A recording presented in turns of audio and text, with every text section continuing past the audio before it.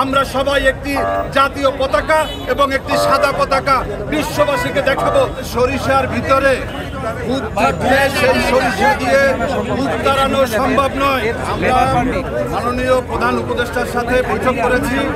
আমরা বলেছি যে সরিষার ভিতরে ভূত থাকলে সেই সরিষা দিয়ে ভূত তাড়ানো সম্ভব নয়। সর্বপ্রথম উপদেষ্টা পরিষদে আমরা দেখেছি যে বিভিন্ন ফ্যাসিবাদের দোসররা রয়েছে, তাদেরকে অপসারণ করা দরকার এবং বাংলাদেশের সচিবালয় থেকে শুরু করে আমাদের বিভিন্ন জায়গাগুলোতে এখনও আওয়ামী লীগ রয়েছে এবং ফ্যাসিবাদের দোসর রয়েছে। বিভিন্ন রাষ্ট্রের যে সমস্ত রাষ্ট্রদূত রয়েছে তারাও কিন্তু আওয়ামী লীগের দোসর। তাদেরকে যদি পরিবর্তন করা না হয়, তাদেরকে যদি সরানো না হয়, তাহলে বিভিন্ন জায়গাতে বিভিন্ন দেশে দেশে এই অন্তর্বর্তীকালীন সরকার এবং 5ই আগস্টের বিপ্লবের বিরুদ্ধে তারা অংশ নেবে।